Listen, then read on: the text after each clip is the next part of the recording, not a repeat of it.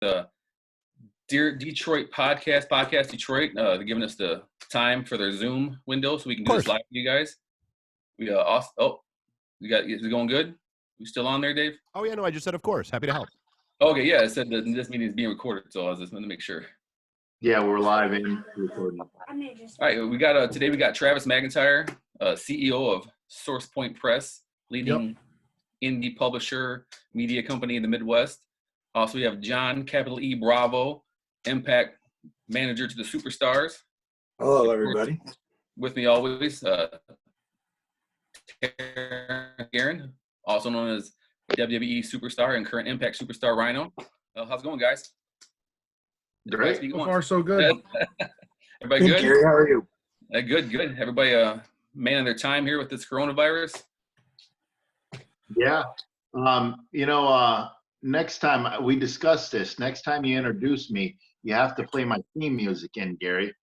Even though it's the coronavirus edition, and the lockdown edition, I still want my ring music. So we can probably, maybe in post, we could probably throw it in there, and when we rerun this. So we can absolutely add that in. Right. Dave, I'm leaving it up to you. You're the man who knows all this stuff, and we appreciate your time helping us out on Detroit Podcast and getting this out to the fans and stuff. Well, I'm going to start sharing it, so go ahead and take it away. Oh, nice. Johnny, you've never actually been on our show. This is my first time, buddy. Yes, we did some stuff yesterday, and it didn't really come out. It was our fault, but thank you for coming on. We tried to get you on the first ever episode. But I did. You guys did. You asked me to, and I was honored to ask. I unfortunately couldn't do it, but I'm honored to be here today. Thanks for having me. Prior obligations. And yes, sir. Travis, this is your second time coming back.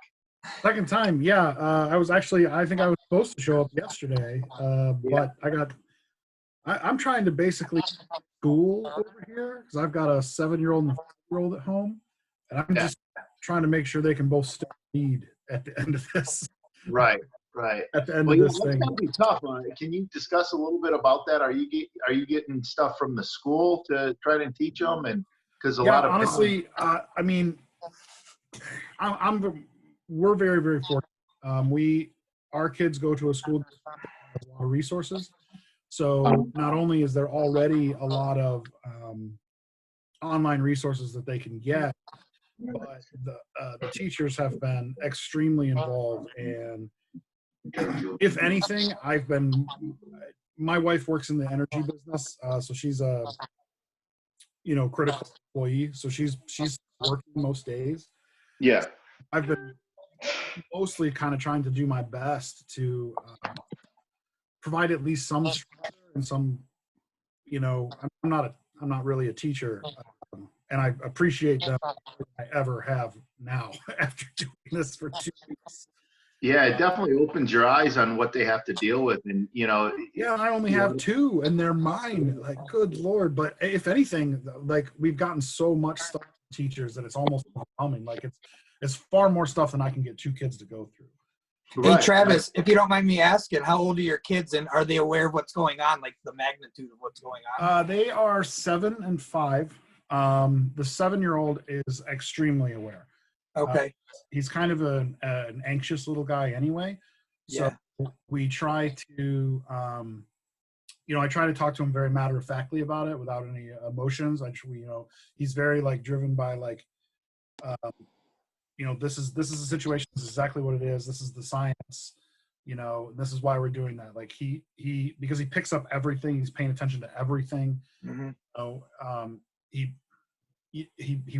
He pays attention to the news. He pays attention to what we're listening to, and he'll pick up little snippets of things, and then he'll start drawing his own conclusions, and then he'll sort of work himself up.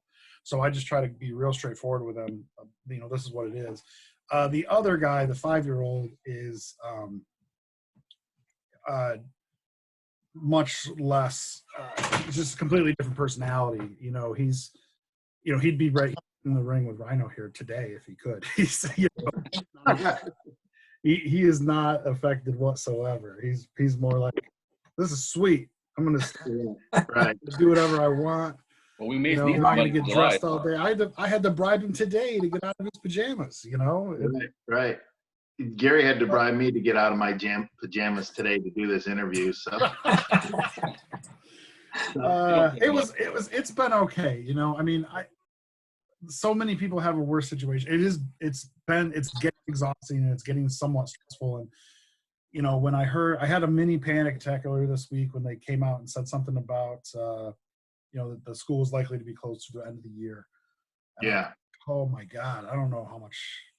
So interestingly enough, we've been doing a weekly chat with the principal and a few teachers from the school that my kids go to, and they're pretty much making that assumption. I mean, even though Whitmer said, you know, if things get better, you know, by mid-May or then we'll go ahead and reopen it up, they're just making the assumption that, hey, this is how it's going to be, this is what it's going to be, and what they had said is they're kind of taking the next week or two to kind of regroup and okay, now that we know we have to take this seriously, how do we as teachers and faculty really make this work for the rest of the end of this year, you know, to get, you know, whether it's, you know, my kid, I got a 12-year-old and a 10-year-old. I got one in 7th grade, one in 4th grade, you know, so luckily they're not really, you know, they're not that senior that's, you know, facing a missed graduation. They're not you know, they're not making the jump from 8th grade to 9th grade to a different school or anything like that. But I mean, it's a lot to handle and deal with. It's kind of crazy how it's all happening. How are your kids handling it, Dave, if you don't mind my asking? My daughter's having a real rough time. She's 12. And she is definitely my daughter. She is a social creature. And so, like, you know, not in a, you know, kind of the same things you were saying, you know, I'm having very, you know, direct and forthright conversations with them about, you know, no, this is why your friends can't come over, you know, and have a sleepover. And I know that drives you nuts and I know that's stupid, but, you know, hey, I've let them hop on here, you know, and chat with their friends, or, you know, they do FaceTime, or, you know, they're on, you know, the gaming consoles and they're yakking with them through that, and, you know, keep, you know, kind of like me. It's like I told her, I'm like, you know, she was she was really upset the other night, and she's like, Dad, you know, I just miss my friends and I want to go out. And I was like, Sam, who are you talking to? Like, who, you always make fun of me because of how often I'm out and on the go and doing stuff. And I'm like, this is driving me nuts too. And I'm like, you know, and you see me, you know, I'm making do. And so it's almost it's a lead by example thing. You know, if this is good enough for me and I can make this work, you can make this work too. See, I had I had the opposite effect. I had the opposite thing going on when I was a kid because I didn't have any friends. So, so being by myself is not that big of a stretch for me. So, Well, how many do you have now? Well, I still have my invisible friends I've had since I was a kid, and then you, Gary. Other than that, you're the only friend I have that people can actually see. So, Johnny, is it difficult for you? And how old is your son?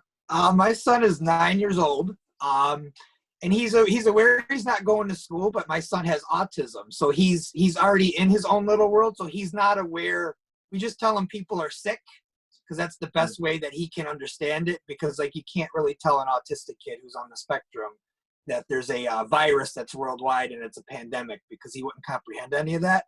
He does miss school, but we like Travis was saying, we try to homeschool him every day, and he can learn at home. But what he really needs, having autism, he needs that social interaction. He needs to learn that he has to sit in a desk for 6 hours a day. He needs that structure, and he can't really get that at home because his home is where he relaxes. So the part that's really affecting him is that, like, not having the teachers give him orders or tell him what he needs to do, because that, him being autistic, that's what he needs to work on. Like he's really intelligent, so like he knows his spelling and he knows like how to write and stuff, but he needs to learn like social cues, and he can't really get that from home. So we're struggling there, but other than that, we're having fun and playing by ourselves and making the most of it, just like the rest of you all are doing, you know. Yeah, because definitely if he needs to get used to being bossed around and told what to do. Because when he gets married, that's all what happens. Someday, I can't picture it now, but someday probably, huh? Right. I mean, unless we're talking about Dawn, Gary's wife, she's just an angel. And Yes, you got that right. How do I have the oldest kids here? What's How old are that? your kids? My kids are 25 and 21. Wow, they're grown. Yeah. They're grown people. They're grown. Yeah, they're gone. Right. Yeah. I miss You those were, little. I you were miss those little smart. You days. started Man. early and got it out of the way. Yeah, Right. 15, 14. Us idiots that are older and dealing with it now, we're like, God, if only I should have done this 20 years ago. You would have had a much larger bar behind you. Tell me about it. Now you got to keep it down for a couple reasons. One, they're always asking for money because they're still in the house, and two, they'll steal all your liquor. So- Yeah, no, they know better. Like that, and that's the fun. Like we've already had the talk that I kind of feel bad for them. I lied every lie, I pulled every trick, I scammed every scam. With my parents, and no, it's probably not going to work well with me. So, Right. Or you can do two things. You can either tell them that you know all the scams are going to try to do, or you can play dumb and catch them in it. So. well, and Maybe also it's there's more fun. security cameras all over the house and that kind of stuff. So I There just you let them go. I just let them think there's ones down here so they don't get stupid.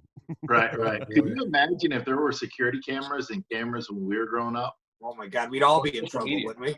We'd still be in jail. Right. I mean, not me. I was a good Catholic boy. That was an altar boy. Well, and the sad part is not even security cameras, just if social media existed with all the Yeah, junk stuff I was people going to share say, that like, they I do it themselves. often look back on myself at, going through high school, and I'm like, thank God there was none of this stuff existed when I was a kid. 'Cause, God, I mean, Just for schools, you get robocalls. You know exactly what they eat at school. You know if they're at school. I mean, back when we were in school, I didn't know any of that. Right. I already had an issue with that. My mom was one of the bus drivers at the school. Yeah. I screwed up, but she already knew by the time I got home. Yeah. So I remember the very first time I ever went and bought cigarettes, the woman who worked at the gas station told her before I even got home. Wow. Crazy. So, Couldn't get away with already anything. had it bad. I remember cigarettes were 95 cents when we were buying them as kids.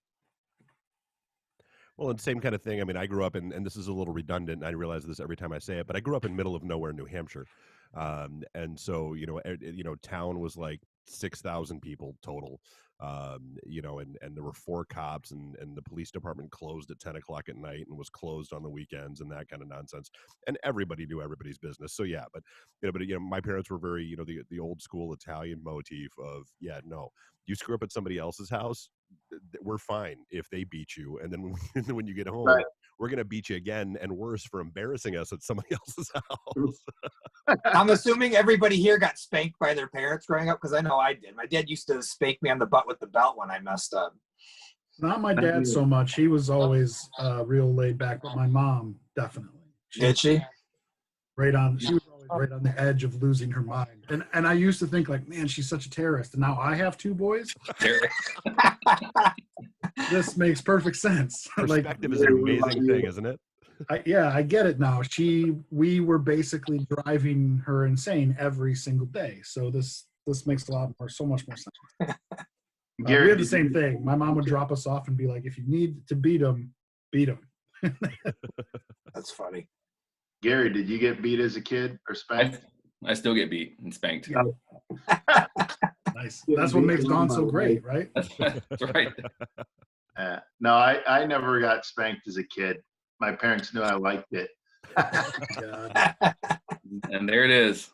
Well, honestly, and I look at, just taking that same motif with, the way the world is right now today, think about had this hit, in the, late 70s, early 80s, when, there was no social media, there wasn't a 24-hour news cycle, there wasn't, all that stuff going on. Like, would we have even known to be as freaked out? I actually have interesting perspective on that, because my father had polio back in 1947. Interesting. And there was a big quarantine pandemic back then, but it wasn't to the extent it is now. Because I actually called him up a couple days ago, and I said, Dad, when you had polio when you were like 10 years old, like, was everything shut down the way it is now? And he said, interesting enough, some of the stuff was, but it wasn't to the extent that we were. He said life just kind of went on. And I not that I debated with him, but I had a conversation with him, and I said, but let's be honest, like in 1947, the world wasn't like it is now. There wasn't 24-hour stores. Yeah. There, you know, even television wasn't on 24 hours a day. It went off at like 10 o'clock at night. There was a test pattern. So there wasn't really a lot to do in 1947 compared to our standards nowadays. But back in 1947, he said life just kind of went on. You were allowed to go to the store. There was no social distancing. My dad said if you got polio, you just got it. They didn't stop the world like they're stopping it now. But like you were saying, I think it a lot has to do with the social media, and word spreads a lot quicker around the world than it did back in 1947. You know.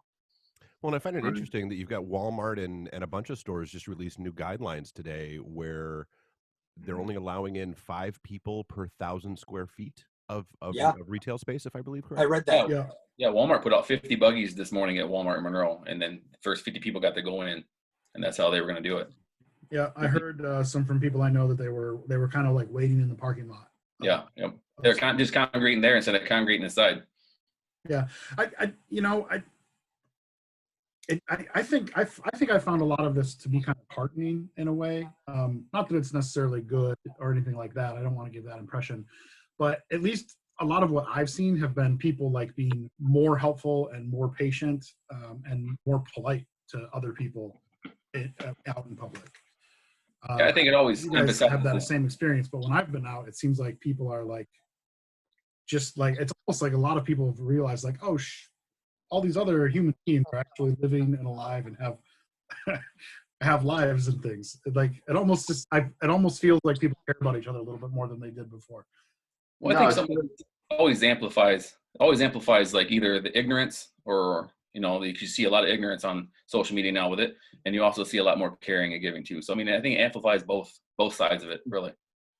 And I think what you brought up, Travis, is a good point because, you know, sometimes we get so caught up in our own lives because we're so busy and we've got deadlines, whether it's on a personal scale or a professional scale, and you almost forget, you know, there's other people out there, and you know, and then you lose track of what's important in life. And I think, you know, unfortunately when tragedy does happen, you know, you take a step back and you realize that your things aren't as important as you may put them, you know, so you put things in perspective, and you know, you realize there's other people out there, and you know, and sometimes you realize you know, how good you have it, you know, when you don't realize it before. And I think that's been key with this whole thing too. If you and me a year ago, like, hey, you know, March and April, every single session you need to do is going to be canceled, I'd have been like, oh, we'll be out of business if that happens. That'll be a disaster for my employees. You know, it happened. It sucked. We're definitely down, but we got out. We've been able to adjust and make changes and work hard and push the right buttons and gotten a ton of support. And so, you know, you thought you were going to have a worst case scenario, and instead, you know, everything's kind of fine. And I think some of this is some of it, you know, I feel the same way. I haven't been able to spend this, as much as they're driving me crazy, I haven't been able to spend this much time not traveling with my kids and my wife as I have for the past 3 weeks. It's definitely a good touch, bad touch. Yeah. Definitely. So, no, but I think, you know, as we spend a little bit more time at home and, you know, with our family, or, you know, staying in touch with our family if they don't live with us, it definitely opens your eyes. And, you know, when everything, you know, when we get through this, you know, hopefully people don't forget to spend time with their family and call their friends and just check up on people. Because I know it's very important to check up on seniors, even though you can't go, you know, visit them. You know, it's definitely important to make sure they have everything they need, and to make sure they don't leave, even though they have hours at the grocery store. You know, it's important that they stay in. So I honestly think this is going to change the way everybody interacts with each other, probably for a long time, if not forever. Like, I think we're going to see a lot of less shaking hands, especially in the wrestling industry. Yeah. You know, like that's, you're trained to shake everybody's hand in wrestling. I see that tide turning. I'm not saying it's going to go away completely, because, you know, everybody has their own opinions.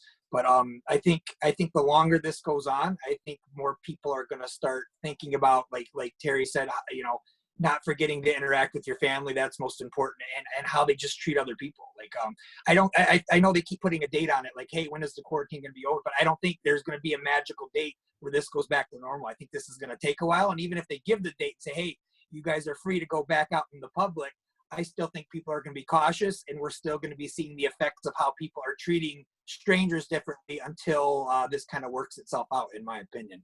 Right. Who's Yeah, going I to be think the there's first person definitely to gonna rush be- out, you know?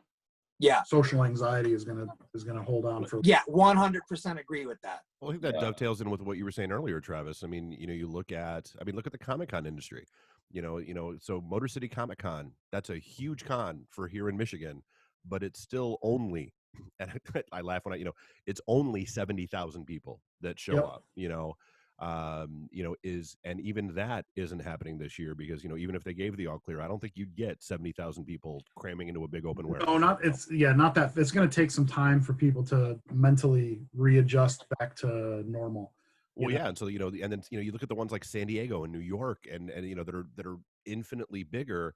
Do you see this as a moderate, if not permanent, shift in a business model for you?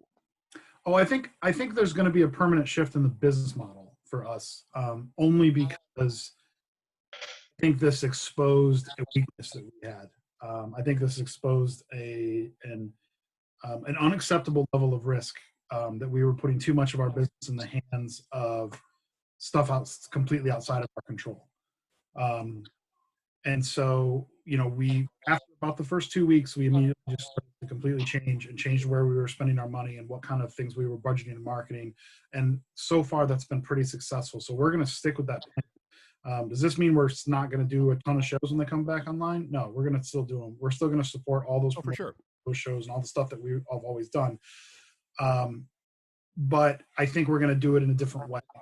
I think we're going to do it a little bit more as, definitely exposing audiences to new things and new creators and new stories and all that. But we're going to make it a little bit more about that aspect of it and a little bit less about like make sales, make money, push this thing, bottom line. I don't want the convention tour to be as tied to our bottom line as it was. So more marketing driven as opposed to sales driven. Yes, exactly. That's a much shorter way to say what I. Thanks, Dave. You should have cut in about 2 minutes ago. We need to shift. Now, I do think it will recover, and I think it's going to I think it'll come back. And I've talked to Reed Pop reps several times over the past couple of weeks. There's many show promoters I'm close to. Including Gary. I would suspect that by the fall, you're going to see a bounce back of people being like, I think so. I want to do stuff. I think that as much as right now things are being depressed and sort of pushed down and we're all kind of like figuring out how to survive and what we have to do to get by, I think that there's going to be an equally large sea of opportunity that comes up. Right. The hunger is still there. We're still getting people asking us for booths, even though we've been sold out for a while, but they're still asking us for booths in September because just a lot of it just because so many shows have been canceled already and they're really eager to get back out there. I think that from July to September is going to help a lot, but I think that that's absolutely true. A lot of the major shows have already been rescheduled. Yeah. So we've had a lot of some of them rescheduled into June. I don't know if that's going to be soon enough. No. But I think for us, we're gonna kind of recalibrate our the way we do business a little bit. We're still going to be very show oriented, but I suspect that by the time we get back into the August, September, October, it's I could see San Diego suffering from this in July if they even go on at all. Yeah, they still haven't canceled yet or rescheduled. No, not yet. But by October, New York Comic Con, I feel like they're going to be set up for the biggest one ever, maybe, just because there's going to be much like sigh of relief, like I want to see the world. Well, let's ask Johnny. What do you think about the wrestling industry as far as like WWE Impact? How is that going to affect? Do you think that's going to be the case though, with New York kind of being like the epicenter of what's going on in the U.S. right now? I would think there's going to be more anxiety there. I must have got a delay. I heard Gary and Dave. Oh, sorry. No, so I was just saying, like you were talking about, New York City, being poised for the biggest show ever. And so my question is, will they really? Because you've got I mean, they're basically the epicenter of what's going on in the U.S. right now. They are, and it is certainly, they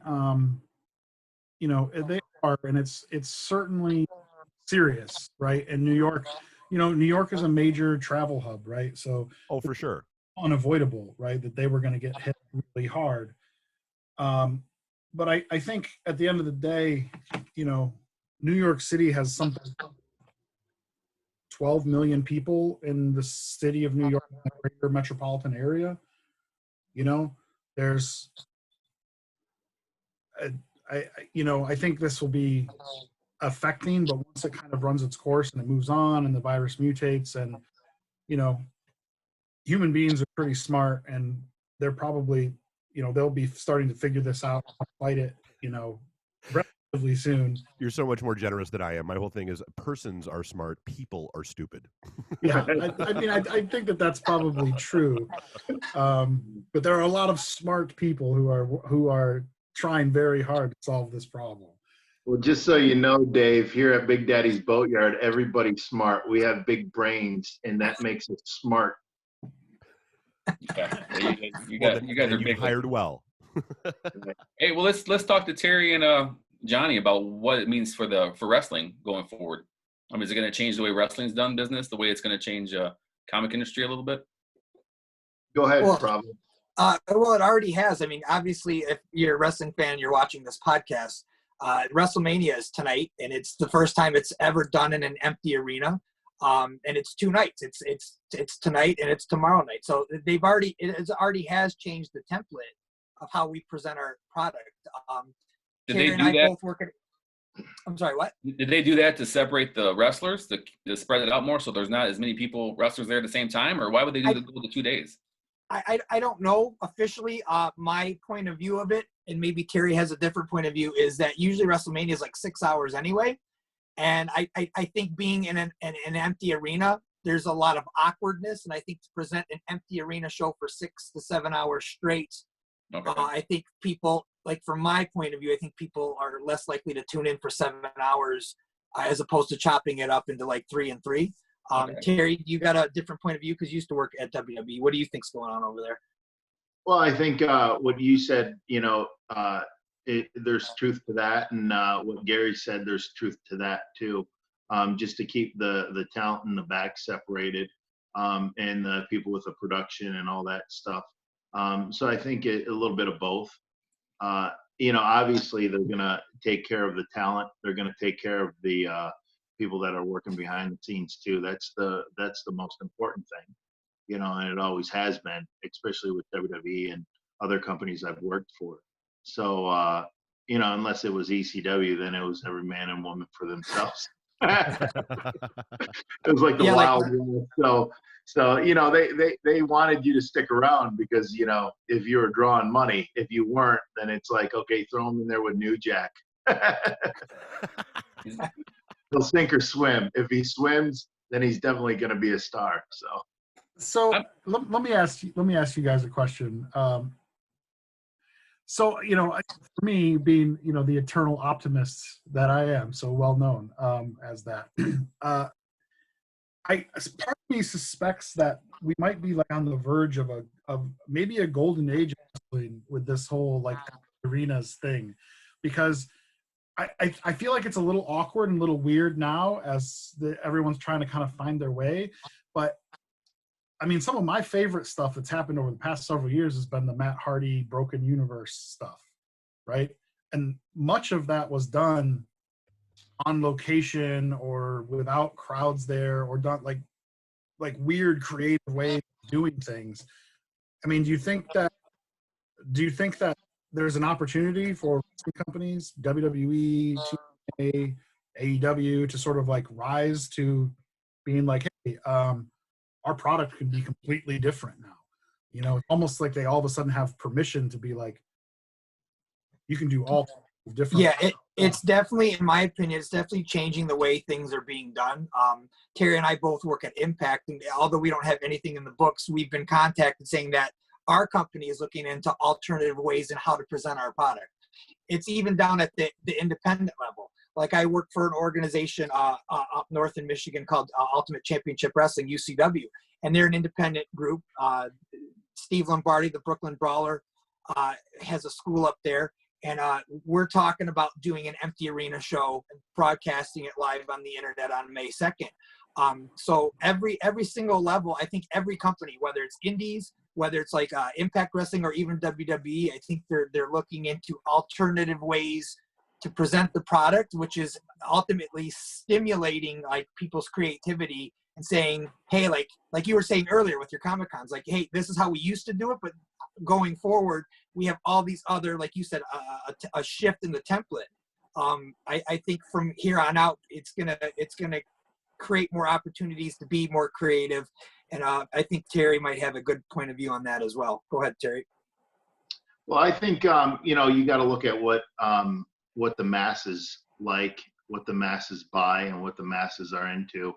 The whole Matt Hardy was definitely a ratings getter.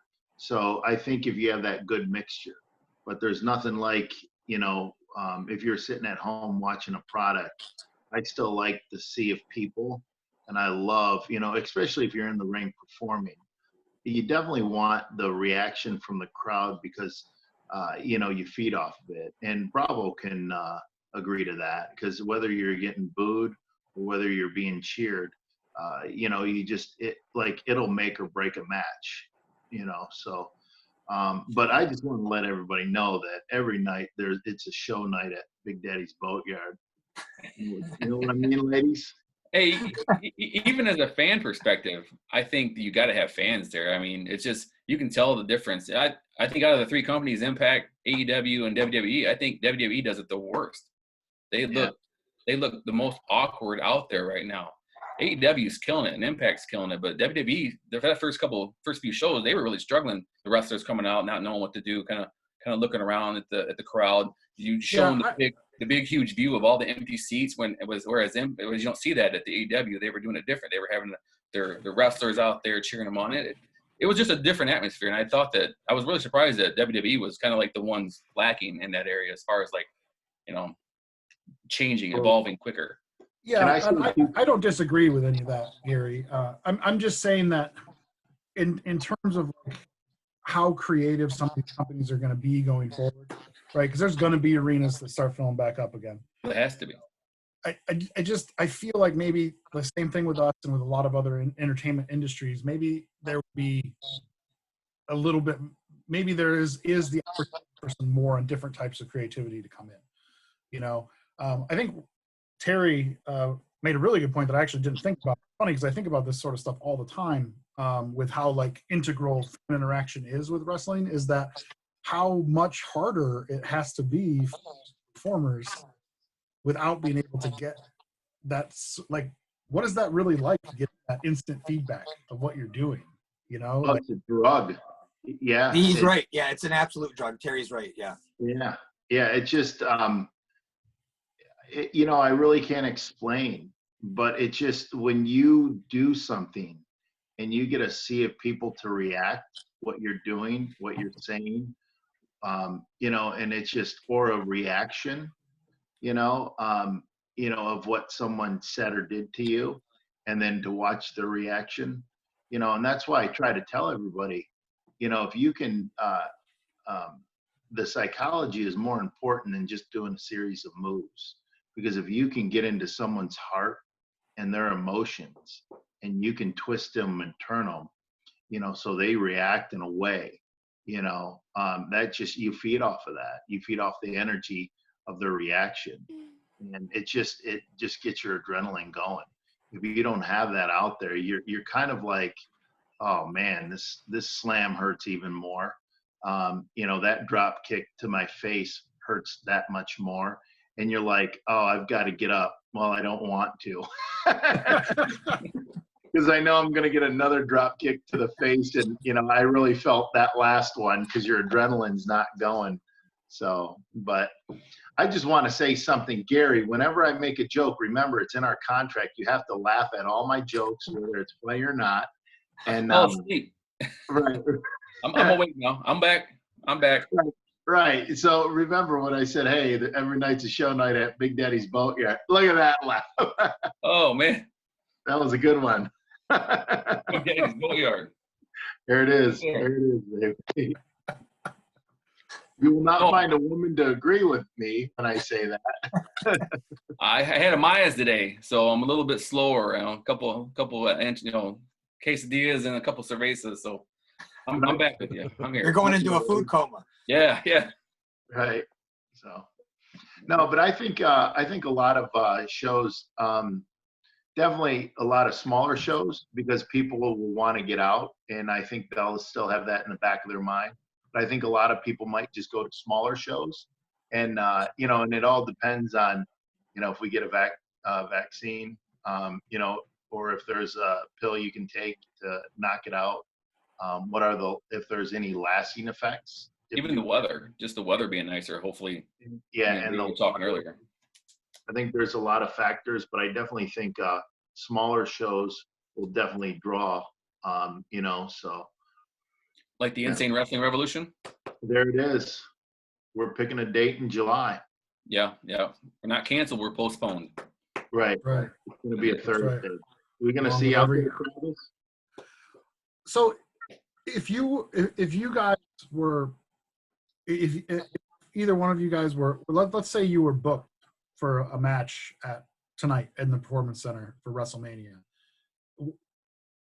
How is it different for you? Because you, like Rhino, like you've been in some of the biggest WrestleMania moments ever, right? You kind of know what that's like with the big crowd. Like, how would your mindset be different? Being like, okay, I'm gonna go out there. We're in this tiny box. There's not gonna be any people, but how do you think it's like for those guys who are prepping for this right now? Well, obviously, they taped it, but what do you think it was like for them to prepare for a match and under this? They're just going to go out there and do their best, and I think, WWE, they've always tried to put their best product out there. I think, and I stand behind what they're doing, but I also think, they'll make the right decision, because they know, for two guys to go out there and wrestle, or two ladies to go out there and wrestle, it's going to be difficult, whether it's 2, 4, 6, whatever. So it's going to be difficult. But, they've been putting a lot of time and thought into this, and to prepare and to put out a good show. So they're definitely going to try and cover all the bases. So, but it's definitely going to be hard, because you're going out there knowing it's one thing. If there's a small crowd of 100 people, they might be louder and live. They might be a live crowd, and it might feel like there's 5,000 people in there. If you're out there and there's 5,000 people in there and they're not reacting, you kind of, feel like you're in an empty arena. So just like at Insane Wrestling Revolution, right? When you have maybe a small number of people, but they're all insane. That's great. Oh, yeah. Right. So, yeah, I got that. I was hoping you were going that way. Yeah. So Gary usually hands them a couple bucks at the door and go, "Hey, make Rhino feel good. Please cheer for him." Gary, is this true? I heard he's handing out shots. Well, after this, it's going to go down to $1 to each person, not a couple bucks. Right. Times are tough. Right. We're getting towards the 6:00 hour, though, so we probably should talk to Johnny here for a second and ask him, how's Taya? How's the Impact Wrestling going? Anything coming up soon for her?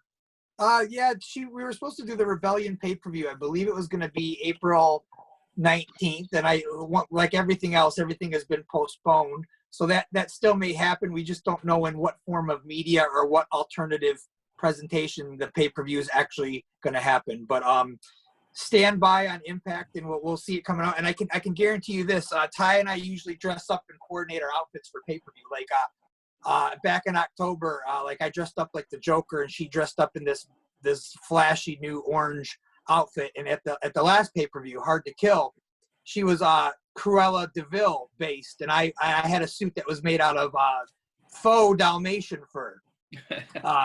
Because the whole point of the 101 Dalmatian was Cruella wanted to make clothes out of the puppy fur, so we thought that would be funny. We do have something planned for the Rebellion pay-per-view. I don't know when we're going to shoot it. I don't know when, but we've already coordinated our next outfit. So whenever you get a chance to see the next Rebellion pay-per-view, whenever that might be, I think wrestling fans are going to be pleasantly surprised to see which Disney villain she chooses to emulate, and what co-character I choose to emulate with her.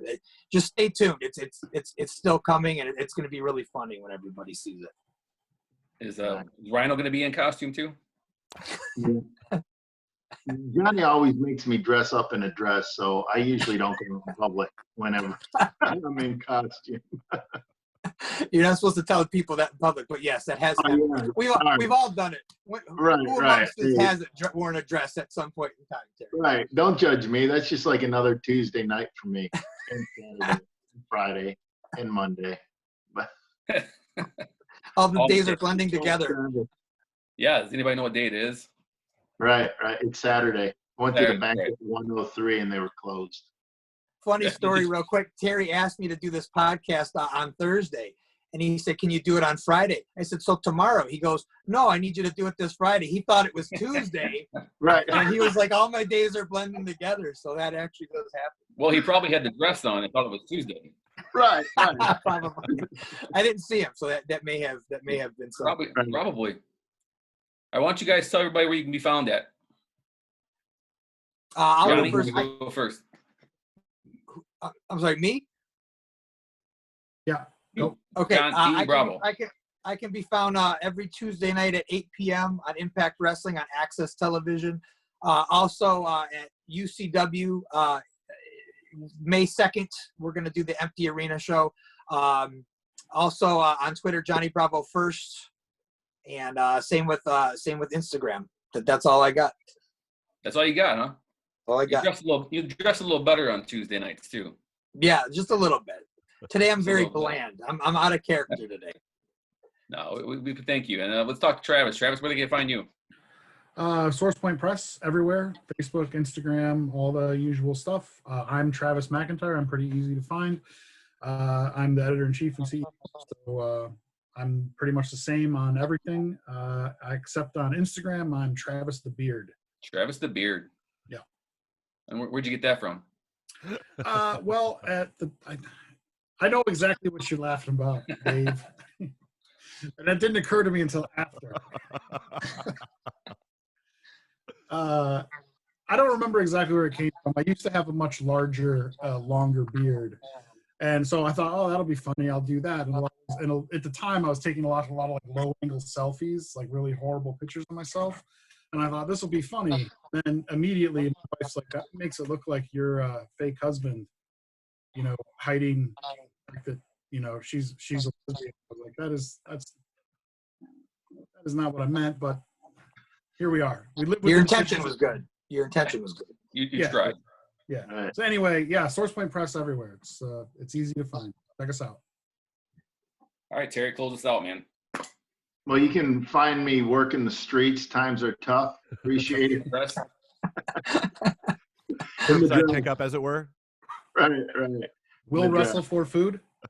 Well, yeah, hey, when times are tough, you'll do anything, right?